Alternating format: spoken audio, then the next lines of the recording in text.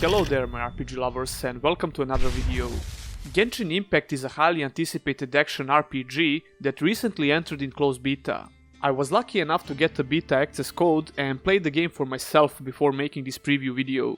If you're following my channel, you probably know that I'm not a huge fan of anime RPGs, but since I'm a fan of RPGs in general, I'm always curious about new games in this genre. And Genshin Impact kinda caught me by surprise because it turns out that this game has a lot of features that I enjoy, which is not something that I can say for most anime RPGs. So what's Genshin Impact all about? Well, let's find out.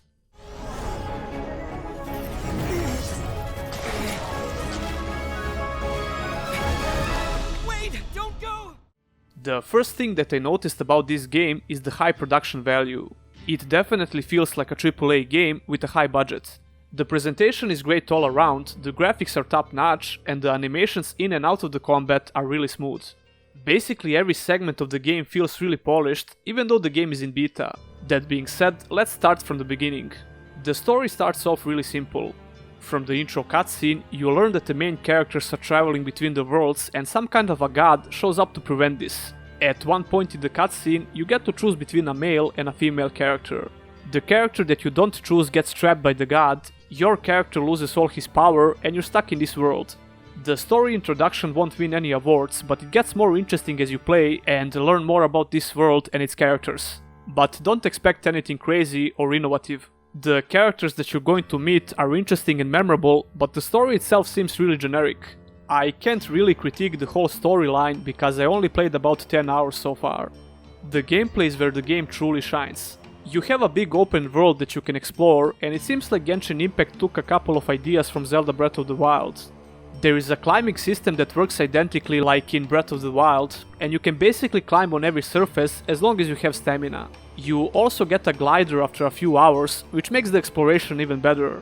There are camps with monsters, and you have a chest waiting for you when you kill them. You probably get where I'm going with this. And the exploration is really good, not just because you can climb and glide, the world design itself is great. There is a lot of vertical exploration and a lot of interesting locations to visit. The world is definitely built around these mechanics, which is quite obvious.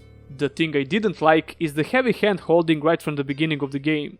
I mean, sure, the game should have some proper tutorials, but Genshin Impact tries so hard to explain every single feature of the game to the point where it gets really annoying.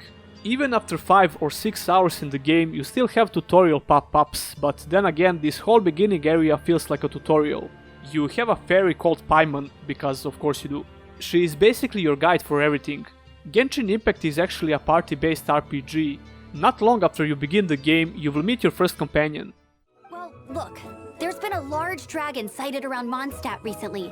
Best you get inside the city as soon as possible. And as you follow the main quest, you will unlock more characters. You can have up to 4 characters at once in your party. But instead of controlling your whole party at once, you can seamlessly switch between your party members with a button.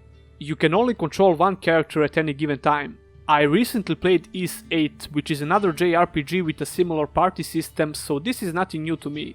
Each character has unique skills and they only work on cooldowns. As you level up, you will unlock more skills through the Constellation and Talents menu. This character progression system seems pretty linear, but the skills you get are definitely interesting to use. It seems like each part of the world has enemies with different levels. This means that you can encounter higher level enemies as a low level character. And this leads me to believe that Genshin Impact doesn't rely on level scaling. There is something called world level that will increase along with your adventure rank. I didn't get to experience this, probably because my adventure level was too low, but this sounds like an upscaling system, which is quite different from a full-blown level scaling. The combat actually feels amazing in this game.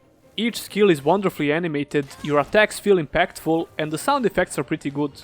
Your characters have different elements attached to their attacks. This is quite important in combat because most enemies are vulnerable to one specific element, and the game will constantly remind you about this. For example, Ember has pyro skills which are really effective versus wooden surfaces. You can set enemies' shields on fire or ignite every wooden surface.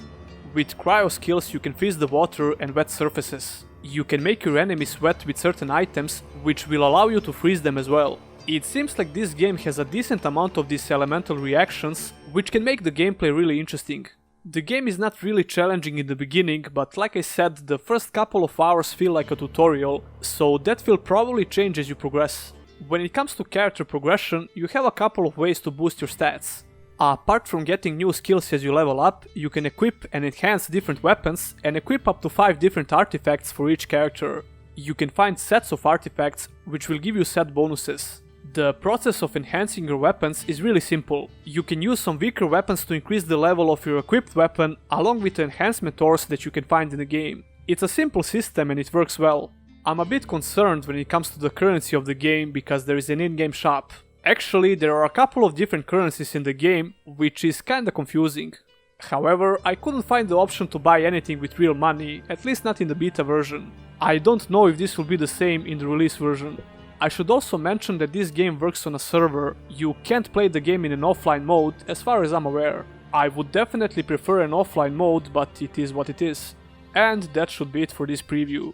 If you're a big fan of anime RPGs with action combat and a big open world, you should definitely check this game out. It feels polished and it seems like it has a lot of content. It's definitely heavily inspired by Zelda Breath of the Wild, but it has its own unique gameplay features. Genshin Impact will be released on PC, PS4, Nintendo Switch and mobile. I'm curious to hear your thoughts about this game in the comments below. If you enjoyed this video, a like would be highly appreciated.